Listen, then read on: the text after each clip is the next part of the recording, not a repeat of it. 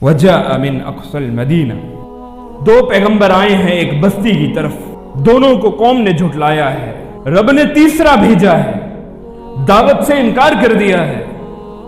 अब क्या होता है, उस बस्ती के किनारे से एक शख्स उठता है, उसको बात समझ में आ जाती है कि रब की तरफ से आने वाले पैगंबर सच्चे हैं। जिस रब ने हमें जिंदगी दी है, हमें जिंदगी उस रब के हुक्मों के मुताबिक गुजारनी है। अपना हमारी जिंदगी के अंदर कोई असूल और ज़ाब्ता, हम उसके मुताबिक जिंदगी नहीं गुजार सकते। जब उसकी समझ में ये बात आती है, दौड़ता हुआ आता है।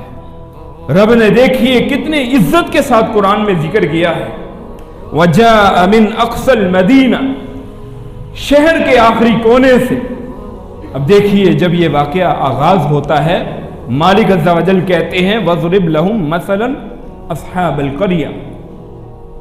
वाक़ये के आगाज में बस्ती का तज़किरा है और चंद आयात गुजरने के बाद मालिक अज़्ज़ा वजल कहते हैं वजाअ मिन अक़सल मदीना। कुरान का नुक्ता समझने की कोशिश कीजिए। वो बस्ती बस्ती नहीं रहती जिस बस्ती में एक शख्स भी रब की तौहीद का इकरार कर ले। एक बंदे की समझ में बात आई है, रब ने उस बस्ती को बस्ती नहीं कहा वजाअ मिन अक़सल मदीनति रजुलुन यसआ। बस्ती को रब्बुल इज्जत ने शहर बना दिया है, एक शख्स ने तौहीद का इकरार किया है। शहर के आखिरी कोने से एक बंदा दौड़ता हुआ आता है, आके लोगों से कहता है क़ाल या क़ौम इत्तबिउल मुरसलीन, है मेरी कौम के लोगों, इन पैगंबरों की बात मान लो। अब इस बंदे का जिक्र मालिक अज़्ज़ा वजल ने कुरान में क्यों किया है? ये पैगंबरों की दावत के साथ खड़ा हो जाता है, नहीं देखता कि लोग ज्यादा किस तरफ हैं, लोगों की कसरत इसे अपनी तरफ माइल नहीं करती, रब की तौहीद का इकरार कर लेता है। मालिक अज़्ज़ा वजल इसको ये बात समझा देते हैं कि शरीयत जो अल्लाह नाजिल करता है उसके मुताबिक जिंदगी गुजार के जिंदगी जीना होती है। जब ये ईमान लाता है, फिर ईमान लाने के बाद अपने तक महदूद नहीं रखता। इसीलिए अल्लाह रब्बुल इज्जत ने इरशाद फरमाया वल अस्र, जमाने की कसम है, जब से जमाना शुरू हुआ, जब जमाना खत्म होगा, कयामत तक जमाना खसारे में है। इन्नल इंसान लफी खुस्र, तमाम इंसानियत खसारे में है, इल्लल्लज़ीना आमनू, सिवाय उन लोगों के जो ईमान लाते हैं। ईमान काफी नहीं है, वअमिलुस्सालिहाती, नेक काम करते हैं।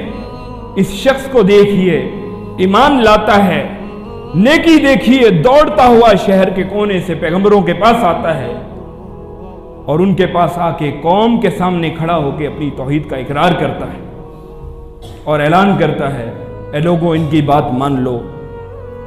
ये सच कहते हैं, इत्तबिउ मन ला यसअलुकुम अजरन व हुम मुहतदून, ये किसी अजर का तुमसे सवाल नहीं करते, बल्कि ये हिदायत याफ्ता लोग हैं, अल्लाह की तरफ से इन पर शरीयत नाजिल हुई है, इनकी बातों को मान लो। रब की तौहीद, अल्लाह को एक मवाहिद बंदा कितना प्यारा है, जिसका तज़किरा अल्लाह रब्बुल इज्जत यहां कर रहे हैं। नबी अलैहिस्सलातु वस्सलाम की हदीस है सही मुस्लिम में कि जब तक रुए जमीन पर एक बंदा अकेला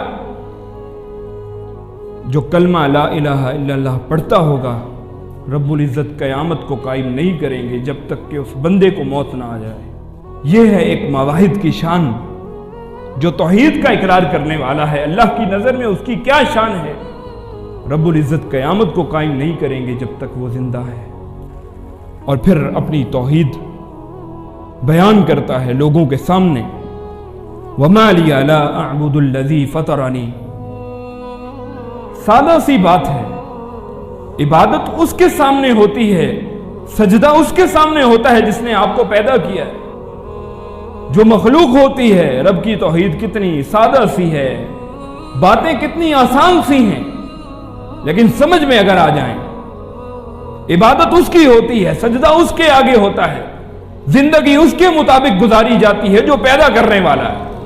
वमा लिया ला अअबुदुल्लज़ी फतरनी व इलैहि तुरजऊन, अपनी कौम के सामने ऐलान कर रहा है कि मैं उस रब की इबादत क्यों ना करूं जिसने मुझे पैदा किया है جس نے پیدا کیا ہے اس کو چھوڑ کے کیسے کسی اور مخلوق کے سامنے جھک جاؤں؟ کسی کی قبر کے آگے، کسی کے بت کے آگے کیسے اپنی گردن جھکاؤں؟ میری غیرت یہ توحید کی غیرت ہے، گوارا نہیں کرتی۔ وَإِلَيْهِ تُرْجَعُونَ، اور اس سے بڑھ کے بات یہ ہے کہ میں نے اس رب کی طرف لوٹ کے جانا ہے، تم نے بھی لوٹ کے جانا ہے۔ اس اکیلے رب کو چھوڑ کے کیا میں دوسروں کو الہ بنا لوں؟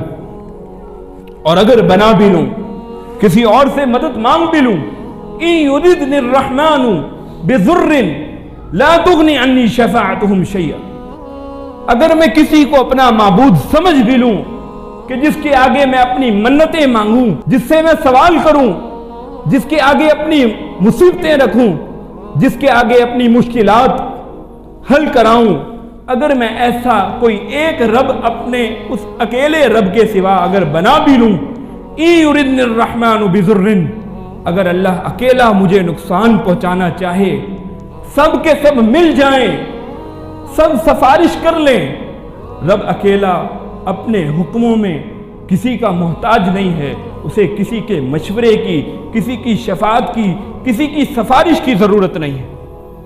اگر وہ اکیلا رب مجھے نقصان پہنچانا چاہے، لا تغنی عنی شفاعتہم شیئا ولا ینقذون، مجھے بچا نہیں سکتے وہ، تو پھر کیوں کسی کے در پہ جا کے جھکوں؟ توحید دیکھیے کیسے بیان کر رہا ہے۔ ایک بندہ ہے، پیغمبر 3 آئے ہیں، بستی میں اکیلا ایمان کو قبول کرتا ہے، توحید کا اقرار کرتا ہے۔ اور اگر میں نے ایسا بالفرض کر بھی لیا، اگر میں نے اپنی گردن کسی اور کے سامنے جھکا دی، تو پھر کیا ہوگا؟ انی اذا لفی ضلال مبین، کھلم کھلا واضح گمراہی کا شکار ہو جاؤں۔ رب کو کیا منہ دکھاؤں گا؟ اللہ تجھے بھی سجدہ کرتا تھا، کسی اور کو بھی سجدہ کرتا تھا، سوال تجھ سے بھی کرتا تھا، مصیبت کی گھڑی میں تجھے بھی پکارتا تھا، دعا تجھ سے بھی کرتا تھا، کسی اور کے آگے بھی جھک کے اس سے سوال کر لیتا تھا۔ یہ کیسی توحید ہے؟ توحید تو یہ ہے کہ ایک اللہ ہے، باقی ایک طرف ساری دنیا ہے، اکیلا تنہا مالک، جس دن سے دنیا بنی ہے سب کی خواہشات کو پورا کر رہا ہے، سب کے اوپر اپنے خزانے لٹا رہا ہے، سب کو صحت و عافیت عطا کر رہا ہے، وہ اکیلا ہے۔ یہی رب کی توحید ہے، صرف اکیلا ہے۔ انی آمنت بربکم فاسمعون، میں تو اپنے رب پہ ایمان لے آیا ہوں، میری بات سن لو۔ لوگوں سے التجا کر رہا ہے، لوگوں کی آخرت کی فکر کر رہا ہے۔ یہ نہیں ہے کہ ہر شخص نے اپنی قبر میں جانا ہے، ہمارے ہاں تو یہی نعرہ ہے نا، چھوڑو جی اپنی زندگی جیتے ہیں، ہر شخص نے اپنی قبر میں جانا ہے، کسی کو کیا بات کریں جی۔ نبی علیہ السلام کی حدیث ہے، من رآ منکم المنکر فلیغیرہ بیدہ، اس کے سامنے برائی ہو رہی ہے، رب کو چھوڑ کے قبر پہ سجدے ہو رہے ہیں، ایمان کی اس کے اندر اتنی حرارت نہیں ہے، فلیغیرہ بیدہ، ہاتھ سے روک لے، ایمان کمزور ہے، نہیں جی حکمتیں ہیں جی، حالات کے مطابق چلنا چاہیے، بالکل چلنا چاہیے۔ اگر ہاتھ سے روکنے کی طاقت نہیں ہے فبلسانہ، زبان سے روک کے تو دیکھیے، اتنی بھی طاقت نہیں ہے فبقلبہ، دل میں تو برا جانیے۔ مشرک، پیر پرست اور قبروں پہ سجدہ کرنے والا اس سے دوستی کر کے کہتے ہیں کہ رب کے ساتھ میری بڑی یارانہ ہے، دوستی ہے، اور روز دعائے قنوت میں وتر کے اندر وَنَخْلَوْ مَن يَفْجُرُكَ، اللہ چھوڑ دیتا ہوں جو تیری نافرمانی کرتا ہے، اس سے دوستی نہیں رکھتا۔ روز عشاء کے ٹائم جھوٹ بول کے نماز میں یہ دعا جو پڑھتا ہے، اور دوستی ایسے لوگوں سے ہے جو قبروں کے پجاری ہیں، جو آستانے پہ جاتے ہیں، جا کے چڑھاوے چڑھاتے ہیں۔ یہ توحید کی غیرت رب کو نہیں چاہیے۔ ایک طرف ساری دنیا ہو جائے اور ایک طرف ایک اللہ ہو، آپ اللہ کے در پہ جھک جائیں، سب کو چھوڑ دیں، یہ توحید اللہ کو چاہیے۔ چھوڑ دیتا ہے سب کو، علاقہ چھوڑ کے نکلتا ہے، اور رب نے پھر اس کی شان کیسے قرآن میں بیان کی ہے، نام نہیں لیا لیکن کتنی عزت ہے، پوری تفصیل کے ساتھ وجاء من اقصى المدینہ، شہر کے آخری کونے سے ایک شخص آتا ہے، توحید کا اقرار کرتا ہے۔ اللہ نے پوری بات ہم تک پہنچائی ہے، یہ شان ہے توحید کا اقرار کرنے والے کی، اور پھر آگے لوگوں تک بات کو پہنچا رہا ہے۔ صرف ایمان کی فکر نہیں ہے، مومن کو دوسروں کے ایمان کی فکر بھی ہوتی ہے۔ قرآن ہمیں نصیحت کر رہا ہے۔ اور پھر کیا ہوا؟ حالات ٹھیک نہیں تھے نا، لوگ زیادہ تھے کفر پہ چلنے والے، رب کی ذات کے ساتھ شرک کرنے والے زیادہ تھے۔ رب کا قرآن خاموش ہے، خاموشی سے اتنا ہمیں پیغام پہنچا دیا ہے۔ قیل ادخل الجنہ، کیا معنی ہے؟ محذوف ہے، لوگوں نے قتل کر دیا۔ مفسرین لکھتے ہیں اسے ایک بندے کو جب یہ پیغمبروں کے ساتھ جڑا، لوگوں کو چھوڑا، باپ دادا کے دین سے اعلان برات کر لیا، لوگوں نے زندہ نہیں چھوڑا، اس کو قتل کر دیا۔ اور پھر کیا ہوا؟ رب نے کہا لوگوں نے قتل کیا ہے، قیل ادخل الجنہ، اس سے کہہ دیا گیا جنت میں داخل ہو جائے۔